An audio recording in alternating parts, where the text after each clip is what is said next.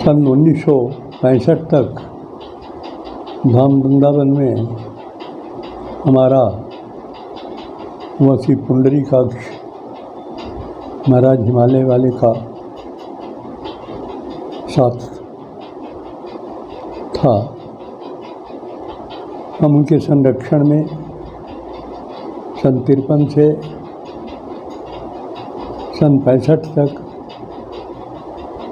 वृंदावन में रहे हैं। वहाँ हम स्वाध्याय करते थे और हमारे पुंडरीकाक्ष वेदांताचार्य जी महाराज भी वेदांत के ऊपर बहुत अन्वेषण कर रहे थे। एक स्थान में ही जो सेवा कुंज के पास में है वहाँ पर हम निवास करते थे, महाराज के ही पास में। बड़ा उनका पवित्र जीवन, अद्भुत जीवन था। हमने तो यही समझा था ये एक सुखदेव ही जैसे हैं।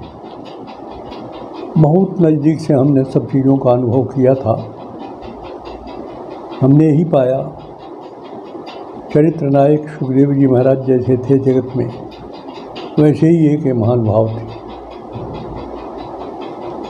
इसके बाद हम लोग लगभग 61 में हिमालय में श्री बद्रीनाथ धाम गए थे। बद्रीनाथ धाम से ऊपर एक सतोपथ नाम का गान स्थान है। माता मूर्ति, वसुधारा, लक्ष्मी वन, चक्रतीर्थ, इसके बाद जो है सतोपथ है। निर्जन स्थान है। कोई संत लोग, बहुत बड़े बड़े कुछ जप तप करने वाले एकांतवासी लोग ही कुछ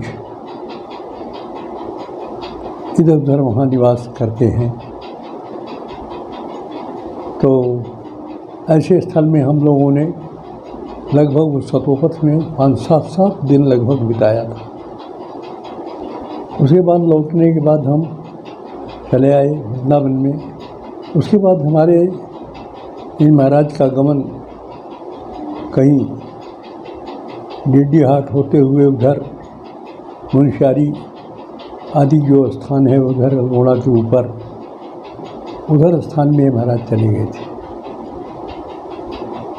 उसके बाद हम लोगों का बीच बीच में कभी इधर उधर संपर्क हो जाया करता था। साथ में उस समय नहीं हम लोग थे, बीच बीच में। अब अभी हल्द्वानी में कई वर्षों तक इन्होंने निवास किया। हम मिलने जाया करते भी थे। कोई भट्ट जी हैं हल्द्वानी में, और उनके यहाँ इनका निवास था। साथ श्री राधा जी भी आ गई थी और वहीं पर निवास था। तो बीच बीच में हम ऐसे दर्शन के लिए मिलने आते जाते रहते थे, साक्षात्कार करने के लिए आपस में। अभी भी जो है देहरादून में जब निवास था, अभी आपका अंतिम समय में, उस समय भी अंतिम समय में भी हम कई एक बार मिले हैं जा कर के। तो हमारा उनका जीवन में बहुत अद्भुत, बहुत नज़दीक से, जैसे एक कोई छोटा व्यक्ति छोटा भाई बड़े के पास रहे, ऐसे ही हम एक छोटे उनके पास निवास करते थे। वो हमारे अभिभावक के रूप में थे, संरक्षण उन्होंने किया था। हम उस चीज़ को भूल नहीं सकते। ये बड़ी अद्भुत बात है।